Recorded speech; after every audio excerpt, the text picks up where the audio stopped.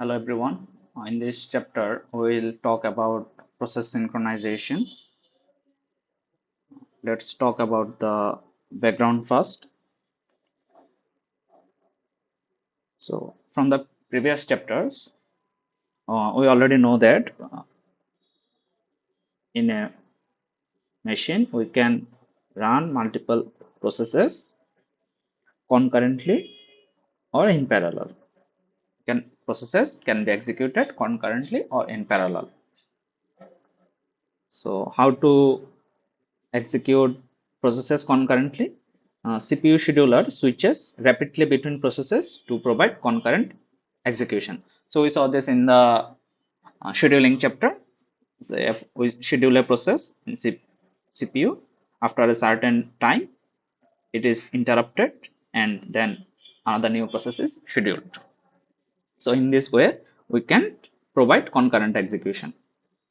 Then this is the most important point. A process is actually executing some instructions. Let's say instruction 1, instruction 2, instruction 3, instruction 4. So a process is actually executing some instructions. So you need to remember a process may be interrupted at any point in its instruction stream. So let's say it is done with instruction 1 and it is about to start instruction 2. In this meantime, we can interrupt this process.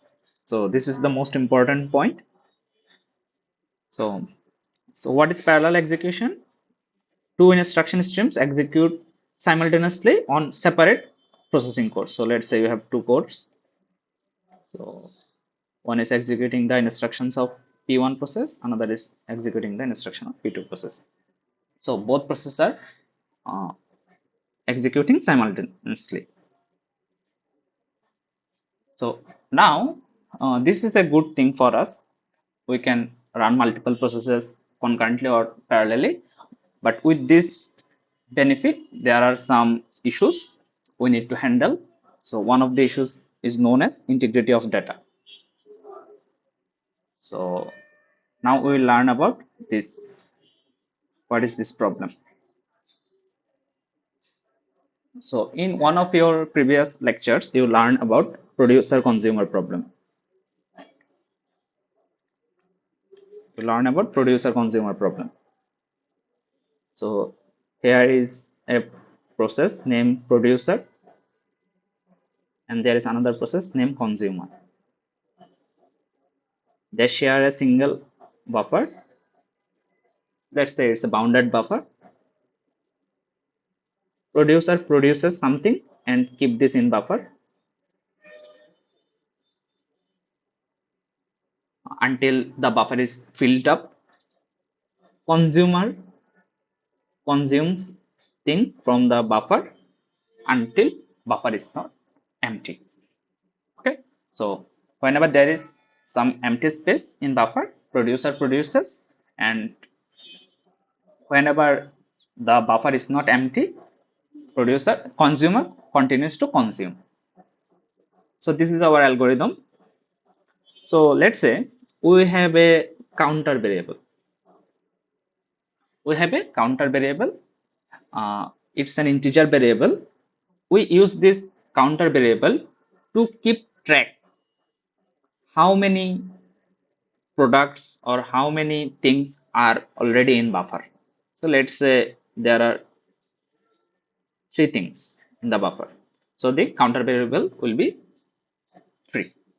So how many things are in the buffer or how many values are in the buffer will be tracked by this counter variable.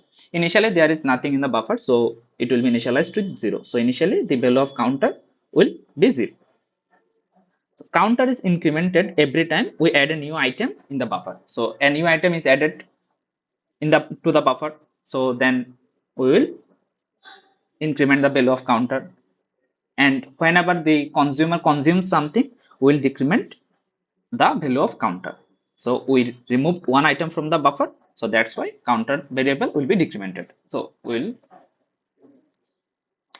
uh, uh, subtract -1 from the current value of counter. So this is the code for producer and this is the code for consumer. So while counter equal buffer size, that means the buffer is full.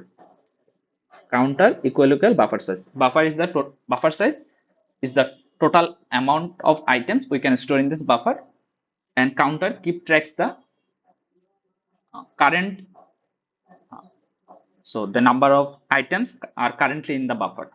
Counter tracks the number of items currently in the buffer. If the value of counter is equal buffer size, that means the buffer is full, we will do nothing. If the buffer is empty, then the producer will produce a new thing and keep this in the buffer, and we will increment the value of counter. So now for the consumer code, if counter equal 0, that means nothing in the buffer, we will do nothing.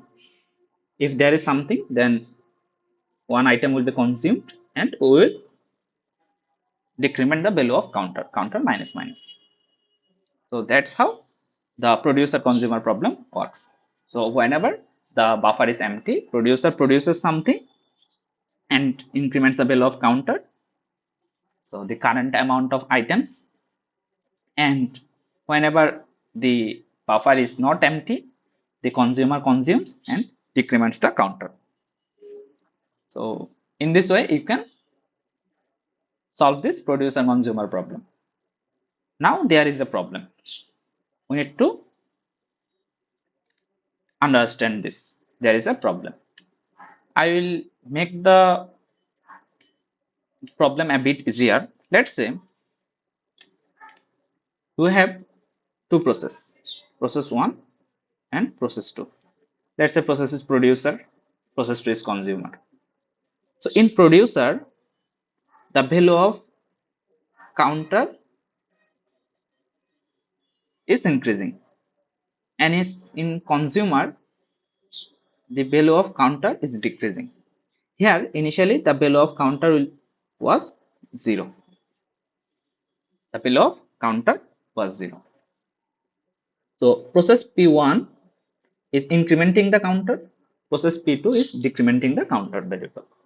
So like this, here counter is a shared variable which is shared by both producer and consumer. Producer is incrementing the counter variable, consumer is decrementing the counter variable. Others instruction are skipped for now. So process 1 is incrementing the counter variable, process 2 is decrementing the counter variable. Initially counter was 0 and P1 and P2 both shared the same counter variable. So if we run this program, process P1 and process P2, what will be the final value of counter? If we execute P1 and P2 once, what will be the final value of counter? Let's say P1 is executed first. So it will increment the value of counter. So counter plus plus, that means the value of counter will be 1. Then P2 is executed, counter minus minus. So finally the counter variable will be 0 again. Okay, counter plus plus means counter equal counter plus 1, and counter minus minus equal counter equal counter minus 1. So if we execute P1 first, then counter, the value of counter will be 1, and then if we execute P2, then counter will be 0 again. So the final value is 0.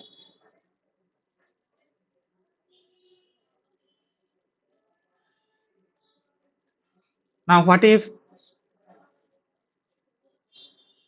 P2 is executed at first? So the counter variable will be -1, the counter variable will be 0. So every time the final value of counter is 0. Now there is a catch.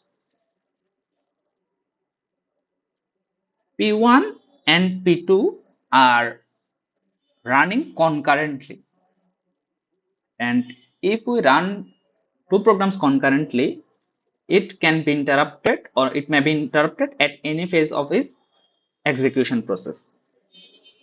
So the first point is this: any process can be interrupted while executing any instruction. The second thing is, here counter plus plus is a complex instruction. Counter plus plus is a complex instruction. So in the low level language, it is converted like this. Initially, the value of counter is loaded in a register. Let's say register 1. So initially the value of the counter variable will be loaded in register 1. Then it will perform the addition operation. Register 1 is equal to register 1 plus 1. Then finally we will put the value of register 1, or we will store the value of register 1 in counter variable again. So this simple looking instruction counter plus plus actually compressed with these three low level instructions. So this high level instruction is converted to these low level instructions. So counter plus plus, so counter plus plus is these instructions, counter minus minus is these instructions. So actually P1 is executing these instructions, P2 is executing these instructions. Now we will try to find the final value of counter. Let's say all the three instructions in process 1 are executed at first. So initially the value of counter is 1. So the value of register 1 will be 1. Then register 1 is equal to register 1 plus 1 is equal to 1 plus 1, 2. Then counter is equal to register 1, that means 2. So counter is 2. Sorry. The value of register 1 is 0. Initially it was 0.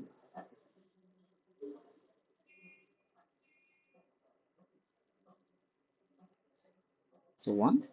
So value of counter is 1. Now the instructions in P2 will be executed.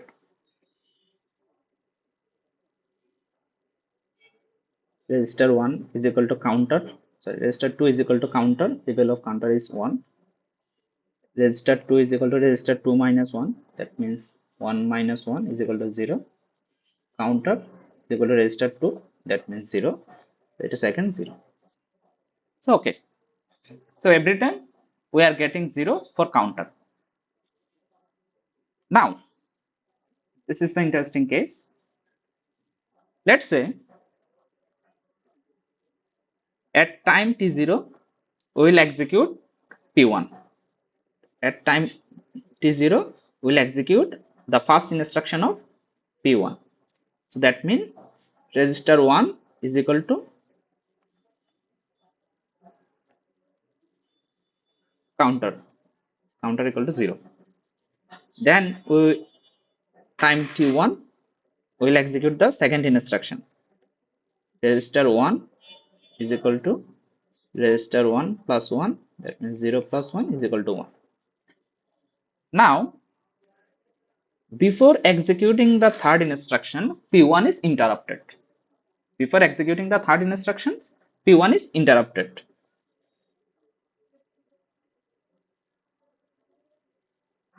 Now P2 is scheduled. So let's say as time is equal to 2, P2 will be executed. The first instruction of P2 will be executed. So register 2 is equal to counter. So the value of counter is equal to 0. Then the time is equal to 3. At time 3, P2 will again executed. Register 2 is equal to register 2 minus 1. That means 0 minus 1 is equal to minus 1. Now let's say P2 is interrupted. Then P1 will be scheduled again. Time is equal to 4. So only the last instruction is remaining. So counter is equal to register 1. The value of register 1 is equal to 1. So the counter variable is 1. Now at is equal to 5. So P1 is done. Now P2 is scheduled again. So only the last instruction is remaining. Counter is equal to register 2. The value of register 2 is equal to minus 1. So, minus. So the final value of counter is minus 1. So every time we are getting counter is equal to 0.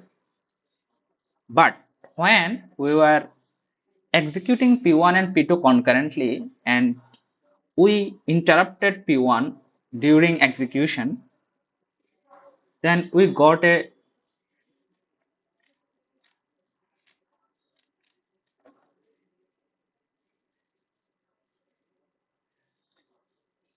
different value.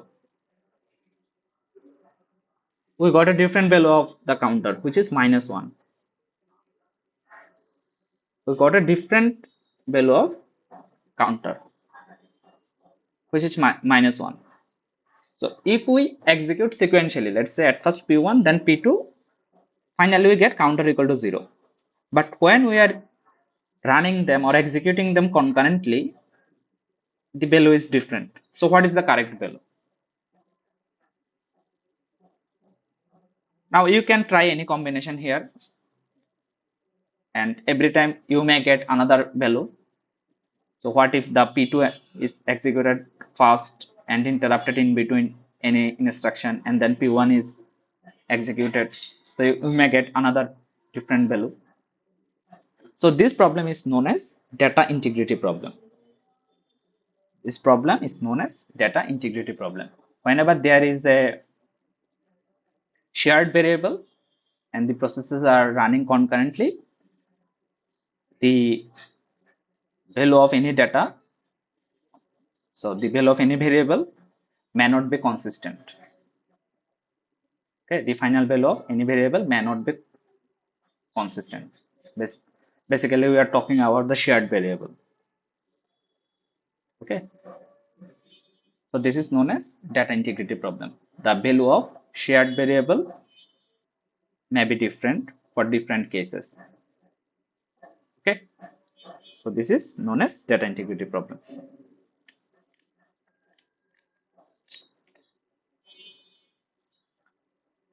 So now we will learn about the race condition. So the before starting race condition, let's say there are several processes that access and manipulate the same data concurrently. For our previous example, P1 and P2 were executing the were modifying the same data counter. One is incrementing the counter and another is decrementing the counter. So they are manipulating the same data concurrently. So the outcome of the execution, that means what will be the final value of counter, depends on the particular order in which the access takes place. So we tried P1 to be completed at first and then P2. That means sequentially we run them. Then the value of counter was 0. But when we interleaved them, P1 and P2, so we tried a different order. Let's say first P1, P1, P2, P2, P1, P2. We tried this order. Then the counter was minus 1. Let's say in another execution order, the counter can be 1. So for different execution order, the outcome is different. So this is known as the race condition. So the outcome of execution depends on the particular order in which the access takes place. So this is known as the race condition. So how to guard against this condition? So how can we mitigate this problem? We always want a deterministic value.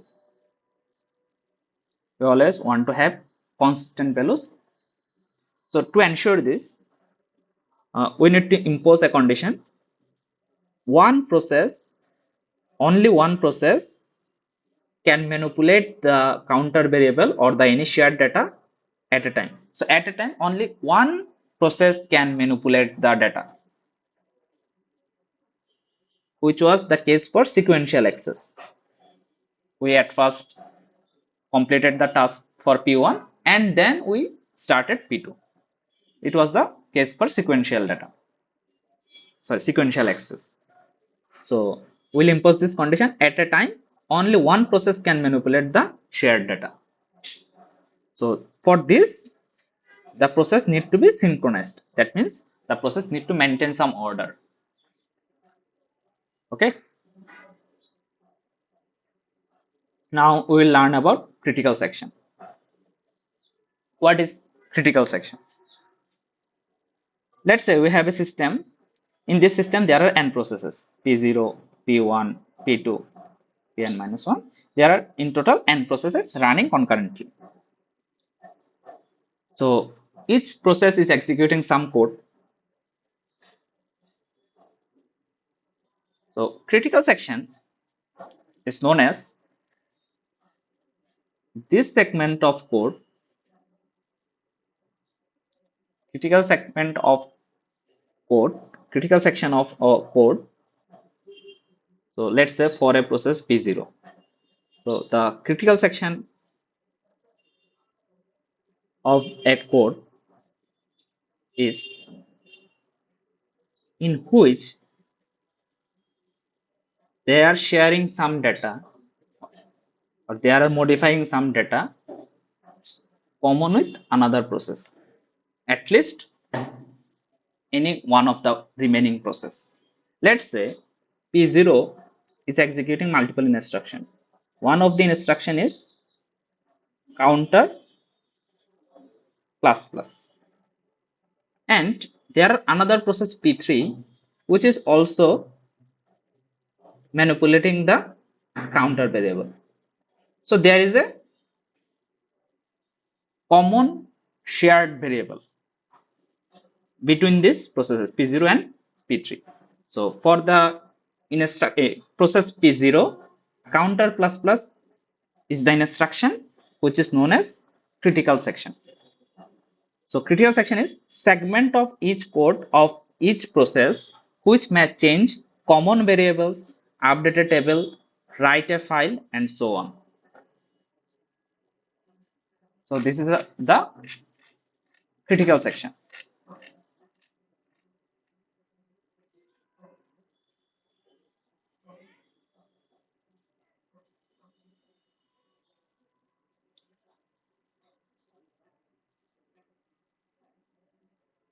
So each process has a segment of code named critical section in which the process may be accessing or updating data that is shared with at least one other process.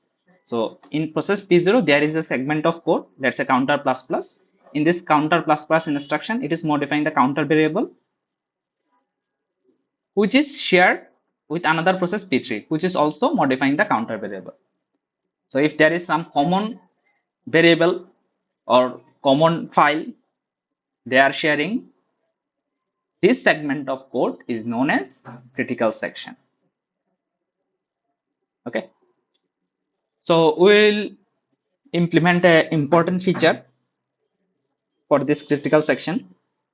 As in critical section, multiple processes sharing some common variables or common files or common tables. So one of the conditions we want to impose is while one process execute its critical section, no other process can execute their own critical section. So let's say whenever P0 is executing counter plus plus, P3 cannot execute counter plus plus because counter is the shared variable. If P0 is modifying this variable, no other process can be modifying the same variable. So this is the condition we want to impose. Okay. So in a process, there is something called critical section where they are modifying some common variables or shared data.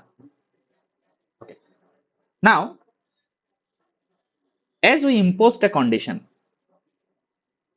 if one process is executing the critical section, no other process can execute their own critical section.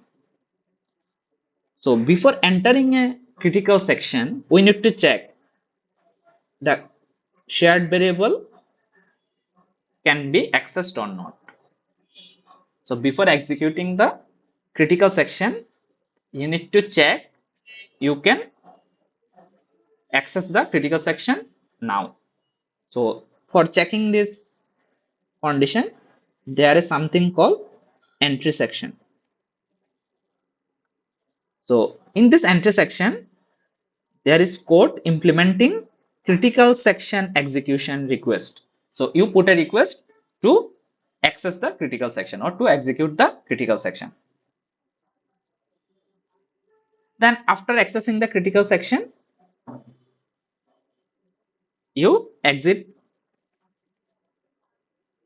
So there is something called exit section. You let know others that you are exiting the critical section. So there is another portion of code named exit section, and the other segment of codes are known as remainder section, the remaining code of the program. So in a process, the process is executing multiple instructions. So there is something called critical section.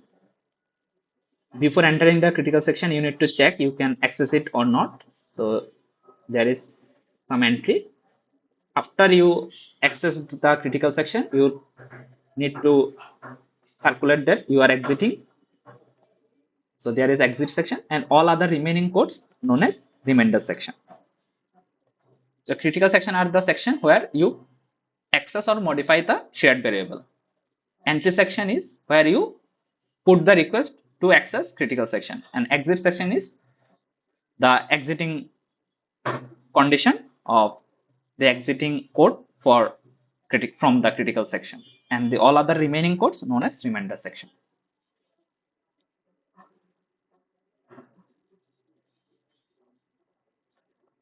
Let's say you have gone for shopping. There is a trial room. There's a trial room. There is a trial room. So every customer visiting this shopping mall will try to access this trial room. So here trial room is the critical section. Everyone wants to access it. Or this is the shared zone where every customer wants to go. So this is the shared room. That means many customer will use this trial room. So before accessing the trial room or before entering, you need to check the trial room is occupied or not. So you put a request to access the trial room. So this is known as the entry section. So this is the critical section and this is the entry section. So you are checking the trial room is engaged or not. After you used the trial room, you let others know that you are exiting from the trial room. So this is the exit portion of the code. Now you are shopping or you are visiting the other segments of the shopping mall. So this is the remainder section.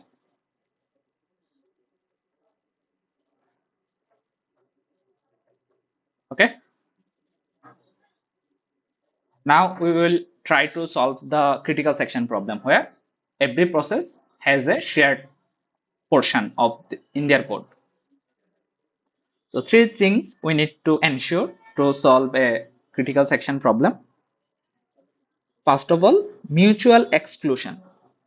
Mutual exclusion means whenever a process is executing its critical section, whenever a process is executing its critical section, no other process can be executing their critical section. Let's say P1 is executing count plus plus, P2 is count minus minus. So this is the critical section because P1 and P2 are using the shared variable count. So count plus plus is the critical section for process P1. Count minus minus is the critical section for process P2.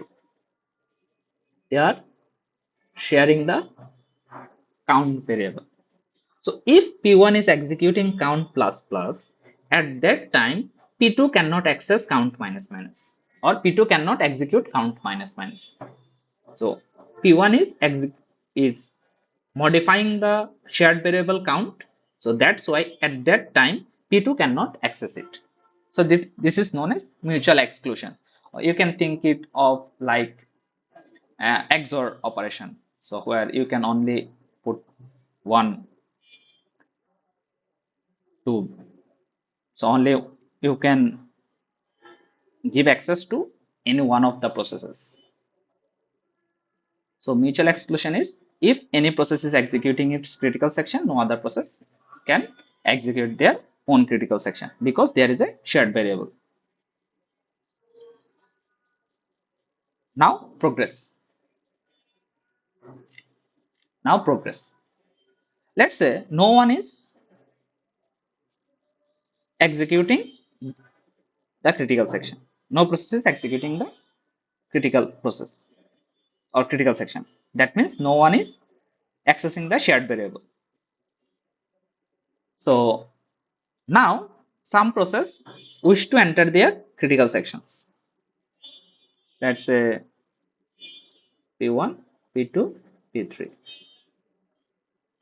It is count plus plus, it is count minus minus, it is count is equal to. So let's say no one is in their critical section. P1, P2, P3.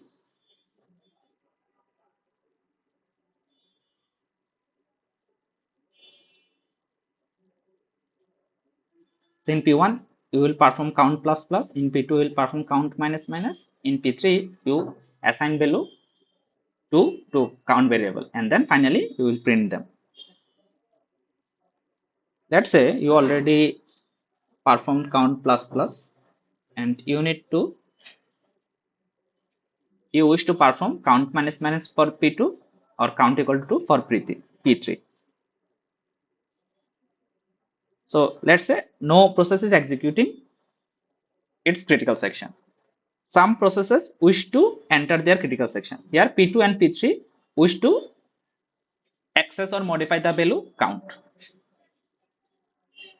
So only those who are not executing in their remainder section can participate in deciding which will enter the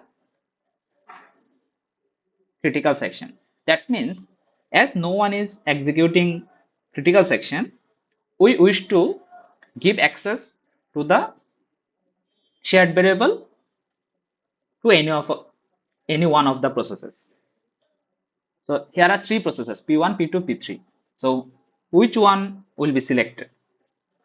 So in the selection process, we will discard the processes running the remainder section. For example, P1 is running the remainder section. So it will be discarded from the selection process. From P2 and P3, which wish to access the critical section, will be considered, and from two of these we will give access to any one of the processes. That means from P2 and P3, one process will be selected to enter their critical section. Let's say P2 is selected. Okay, so it will execute count minus minus. P3 will wait in their entry section. So if no process is executing in its critical section, you need to give access to any of the processes to enter their critical section. You cannot postpone this selection indefinitely. You need to give access to any of the processes. So which processes will be considered? Those who are not executing the remainder section will be considered. So from this participant, you will select one and give access to the critical section. So that means if no one is executing his critical section, one of the remaining processes can access their critical section, and you need to give access. You can't postpone it indefinitely. So this is known as progress. So you need to progress the process. Then bounded waiting. Let's say one process wish to access the critical section. So it put a request in the entry section. So it put a request in the entry section that it wish to access the critical section. Between this, that means from the entry section to getting access, from putting the request to getting access, there should be a bounded waiting. Let's say you want to access the trial room. So you put a request that you want to access the trial room. So after putting the request, you cannot wait indefinitely. You need to, at any some point, you need to access the trial room.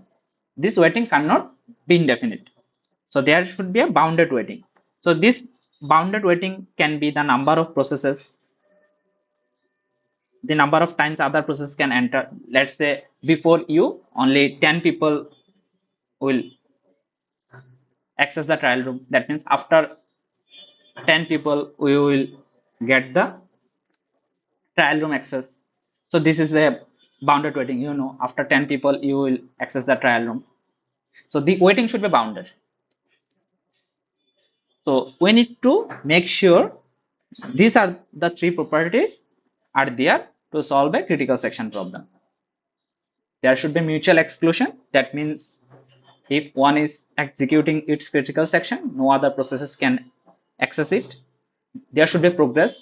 That means some processes need to execute the critical section, and there should be bounded waiting. After putting a request, the waiting should be bounded. That means you should know after a certain amount of time or certain amount of processes, you will get the critical section access. So this is known as bounded waiting.